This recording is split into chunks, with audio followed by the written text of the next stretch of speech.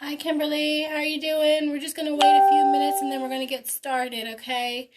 This is Mimi from Mimi's Kinder Connection, and I am doing the National Education Association's Read Across America. So if you have some children in your life, you can have them come on, sit with you and join as well. It'll be really cool. So we're going to read Chicken Sunday, but we're also going to read the featured book, Feast for 10, because that was the book that was voted on. I figured both would be pretty cool.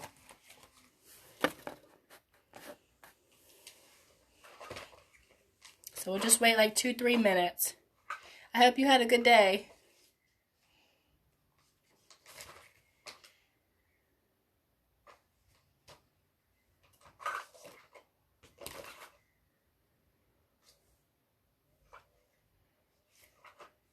Okay.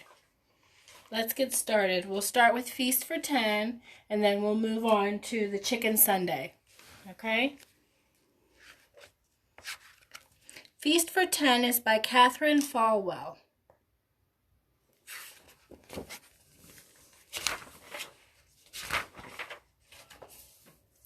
One cart into the grocery store.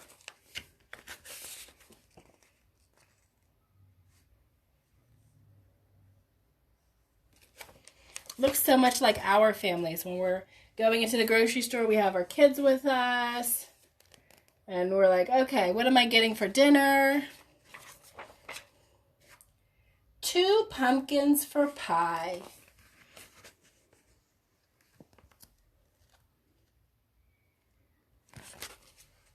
3 chickens to fry. Oh, we gotta eat our chicken.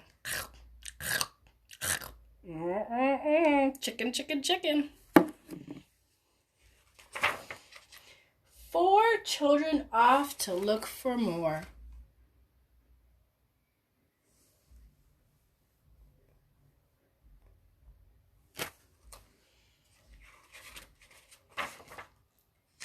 Five kinds of beans. 1, 2, 3, 4, 5. Wonder what kind of beans. Think lentils or chickpeas or black-eyed peas. Yeah, black-eyed peas will be official. 6 bunches of greens, because you can't forget the greens, can you?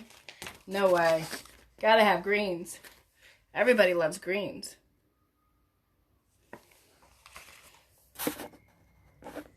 Hi, Shaquela. How are you doing? 7 dill pickles stuffed in a jar.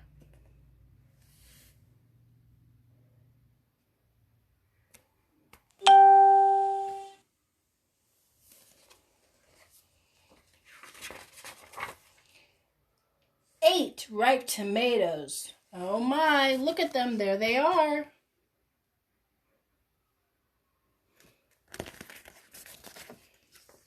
9 plump potatoes. Oh my, I think I got some potatoes over here too.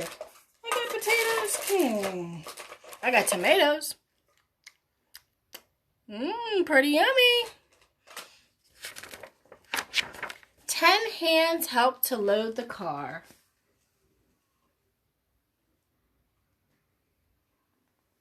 Everyone pitches in. Just like in a regular family, right? Just like in your family, my family, we all pitch in. And we help bring things to the car, or we help at the grocery store. It's important to go shopping with your kids. Let them pick out some items. Then 1 car home from the grocery store.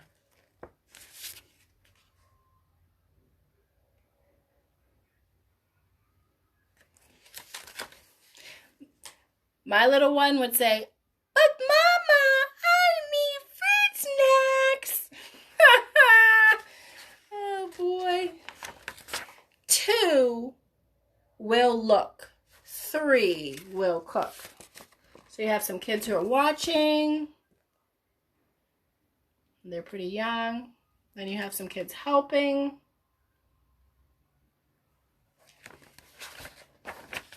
4 will taste and ask for more.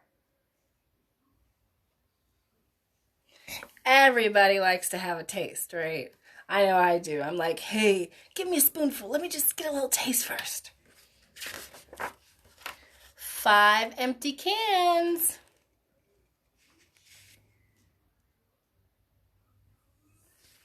1, 2, 3, 4, 5. Uno, dos, tres, cuatro, cinco. 1, 2, 3, 4, 5. 6 pots and pans.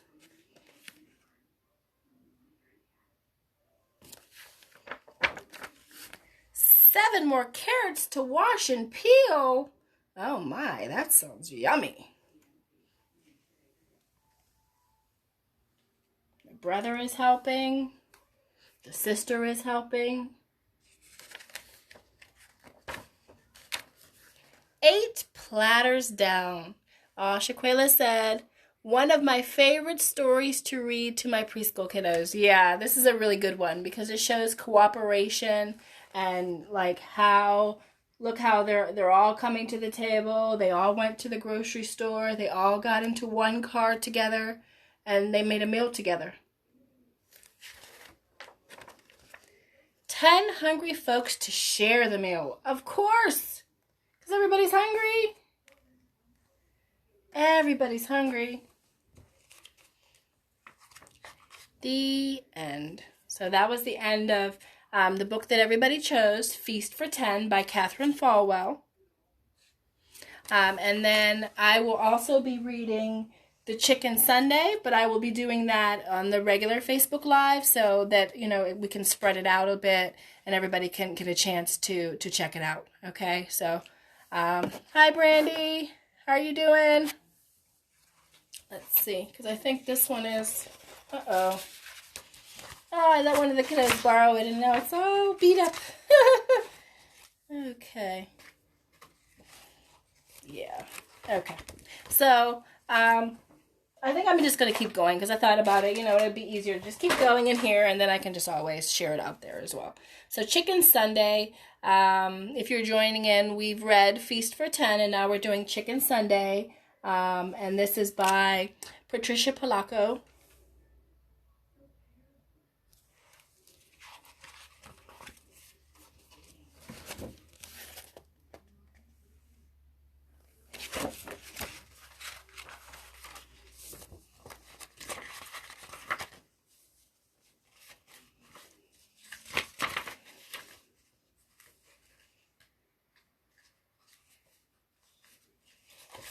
One second, just because this one got a little ripped. I let the kids use them and then sometimes they accidentally rip them too. That's okay, we'll work with it. Stuart and Winston were my neighbors. They were my brothers by a solemn ceremony. We had performed in their backyard one summer. They weren't the same religion as I was. They were Baptists. Their grandma, Ula Mae Walker, was my grandma now. My babushka had died 2 summers before. Oh no, that's pretty sad. Bet you that makes them feel pretty sad.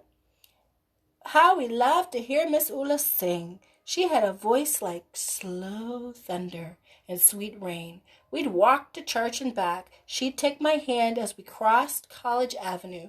Even though we've been churching up like decent folks ought to, she'd say, I don't want you to step in front of one of those too fast cars. You'll be as flat as a hen's tongue. She squeezed my hand. When we passed Mr. Kadinsky's hat shop, Miss Ula would always stop and look out the window at the hats. Then she'd sigh and we'd walk on. Oh my. We called those Sundays Chicken Sundays.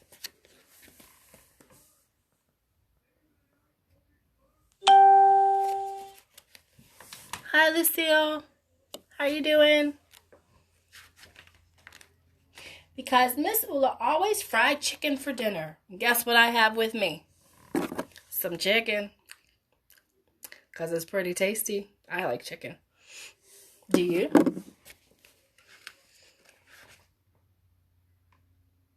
She almost always fried chicken for dinner. There'd be collard greens with bacon and lots of cool things for dinner like corn on the cob and fried spoon bread. One Sunday at the table, we watched her paper fan flutter back and forth, pulling moist chicken fried air along with it. Oh boy, that sounds delicious.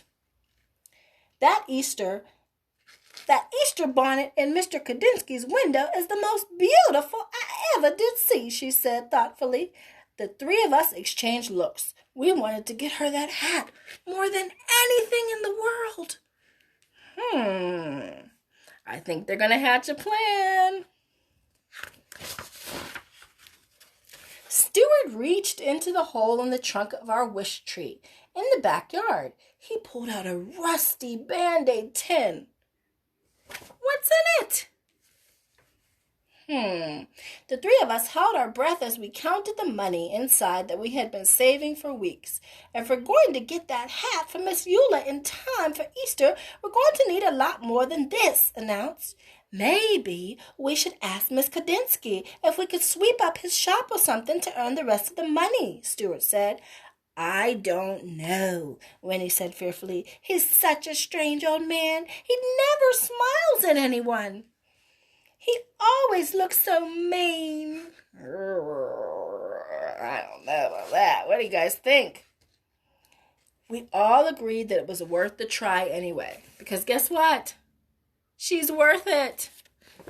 Right?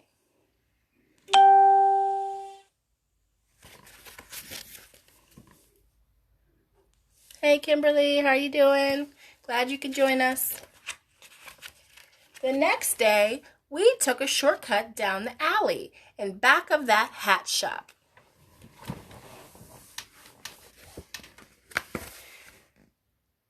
Bigger boys were there. They were yelling. Eggs flew past us and pelted Mr. Kadinsky's back door. Just as the boys ran away, the door flew open. Why do you kids do things like that? It wasn't us, Stuart tried to say, but Mr. Kadinsky wasn't listening to us. Oh boy, that's that Mr. Kadinsky they were talking about. He's fed up. All I want to do is live my life in peace. I'm calling your grandmother, she shouted as he wagged his finger. Oh boy, now they're going to be in trouble. Sheesh. Oh, because they're trying to get some money so they can get their grandma that hat? Whew. Miss Eula was waiting in her living room for us. Miss Eula, we didn't throw those eggs, I sobbed. Some big boys did. Stuart sputtered. What were you doing at the back of his shop in the first place? She asked. We knew that we couldn't tell her the truth, so we just stood there and cried. Oh, gosh. They're in trouble.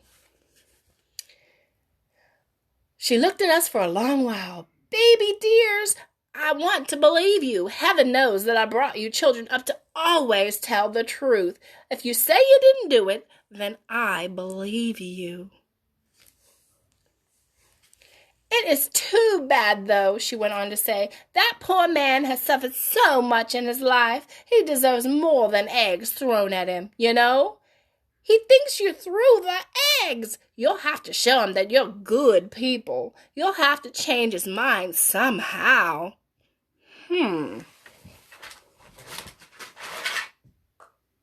Let's see. I don't know. Now, in the other book, we had the tomato. Maybe they could take him some tomatoes from the garden. What do you think?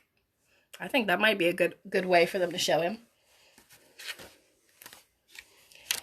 In my kitchen the next day, we thought and thought, how can we win him over when he thinks we threw those eggs? Stuart asked. He doesn't even like us, Winston chirped. Eggs. Ugh. Eggs. Eggs, I screamed.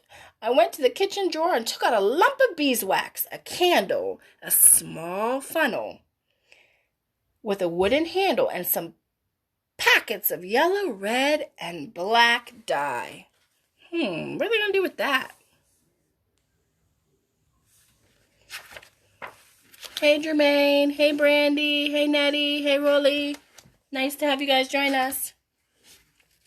Mom helped me show the boys how to decorate eggs, the way my bubby had taught us, the way they do it in the old country. We made designs on the eggshells with hot wax, then dyed them and finally melted the wax patterns off. We put the eggs in a basket, and even though we were afraid... Oh no, they're afraid? Why are they afraid? Because it's Mr. Kinski, right? And he was like yelling at them and telling them, hey, get away from my house. Stop playing around. Right? So that's why they're a little nervous. But guess what? They want that hat. They want that hat for their grandmother. So they're going to go back over there and they're going to see if they can convince this man that they didn't throw those eggs. He raised his eyebrows and glowed at us. Then his eyes dropped to the basket. Spasiba, he said. That means thank you in Russian. Paskinsky eggs, he said as he looked closely. I haven't seen these since I left my homeland. Oh, you see how happy he is now? I don't think he's that upset anymore.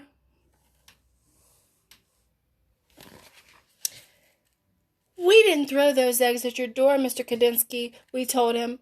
He looked at us for a minute. Well, then you have great courage to be here.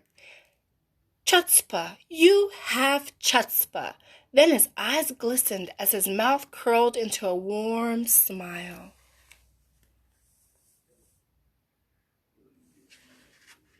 Come have some tea with me. Oh, tea. Do I have some tea? I have some tea too. Oh, man. But do I have a cup? Oh, crap. Let's see. Where I got a cup? Here we go. Ha! I got a cup and some tea. So let's put on our book and have some tea with me. Woo-wee! Good tea. I wonder which kind is your favorite. I like chamomile, honey tea, peppermint sometimes. Oh, yummy. Delicioso. All right, let's get back to our book because I know it's getting close to bedtime. We spent the whole afternoon talking together, having poppy seed cake and strong tea. He told us about his life. We told him about ours. When we finally got the courage to ask about doing odd jobs to earn some extra money, then he apologized and told us that there was no work. Oh no, they did all that and there's no work? Holy heck. How are they going to come up with the money to get the hat for their grandmother? All right, let's see what happens next. Our hearts sank. I tell you this, he said thoughtfully, these eggs are as beautiful as my hats. Stuart, Winnie, and I looked at each other. Wait a minute, he has hats? Ding, ding, ding. It is almost Easter, he went on to say. I'm sure that people would love these eggs. Set up a table and sell them right there in my shop.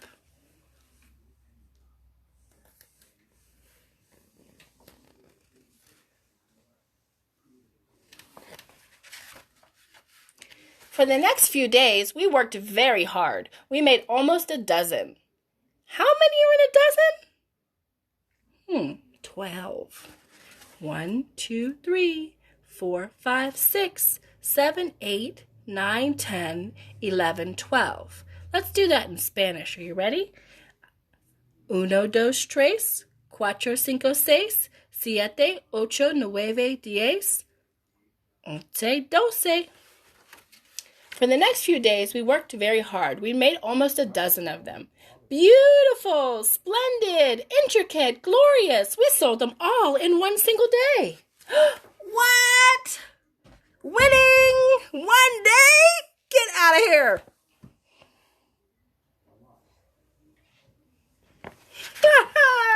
I wish I could sell eggs in one day. These kids are smart. That afternoon, when all the eggs were gone, we counted our money. We had more than enough for the hat. Just as we were about to tell Mr. Kadinsky that we wanted to buy the hat, he came out from the back room holding a beautiful hat box. And guess what? It was gift wrapped, too. Keep your money, children, he said softly. "I have seen Miss Ula admire this. It is for her, isn't it? Tell her that I know you are very good children, such good children."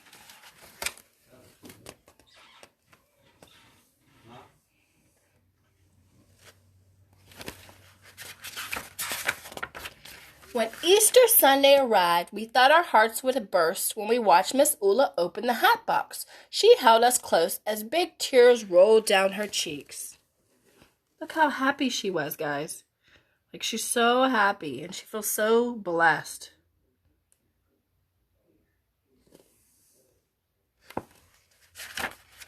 You see that hat? Oh, man. That hat's super nice. And it's pink. Grandma, you know I don't like a pink hat. Our hearts sang along with the choir that Sunday. She looked so beautiful in that hat. When it was time for her solo, we knew that she was singing just for us. Her voice was like slow thunder and sweet rain.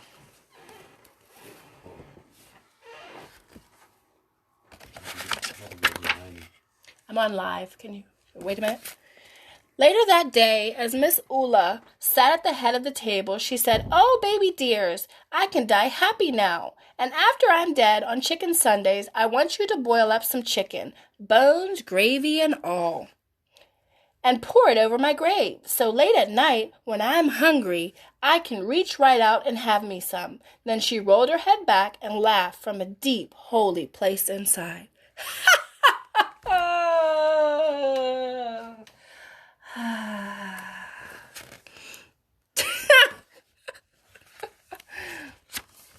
Winston, Stewart, and I are grown up now. Our old neighborhood has changed some, yet it's still familiar. 2. The freeway rumbles over the spot where Mr. Kadinsky's shop once stood. I think of him often as his glorious hats. We lost Miss Ula some time back. Oh, no. That's sad. But that's okay, 'cause sometimes that happens, right, guys? Sometimes people pass on. And you know what? They still look down on us. That's all right. But every year we take on some chicken soup up to Mountain View Cemetery and do just as she asks. Sometimes when we're especially quiet inside, we can hear singing. A voice that sounds like slow thunder and sweet rain. The end. So this is Chicken Sunday, and it's by Patricia Polacco. And we also read Feast for 10, which is by Catherine Falwell. And now, before we go, I just want to let everybody know that I have a Play Frozen 2 prize pack because we are doing MiMi's Kinder Connection is having a really cool event. It'll be an ordination, and it'll be lots of fun with Anna and Elsa there on April 19th at CKV Suites. So we're pretty excited about that.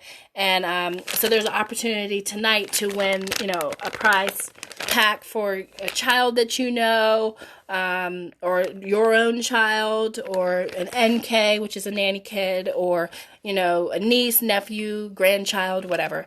But all I ask is that you share this video and tag MiMi's Kinder Connection, and also tag Read Across America, because this is through the National Education Association, and it's important to me that kids read and be read to, and take opportunities to just learn and grow grow, and check out new things, and I think that story was a bridging of the gap between two different kinds of people, and the kids were interacting with everyone, and they were scared of the guy, he's scary. But guess what? Once he realized that they weren't the ones that causing the trouble, then he opened up to them, and he ended up ultimately buying the hat that their grandmother wanted. And, they're able to look back on those memories and actually build a relationship with both him and, of course, their grandmother.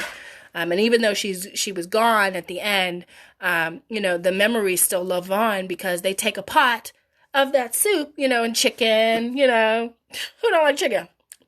They take all that, and they take it to the grave, and that's how they remember her. And I just think that, that's a great way, and then with the other one, Feast for 10, it was an opportunity to go to the grocery store with your kids and, let them help you pick out items and count to 10, and, just have fun with it. Have fun with it. So that's all for now. This is Mimi from Mimi's Kinder Connection signing out, and I hope that you guys have a great night. Bye-bye.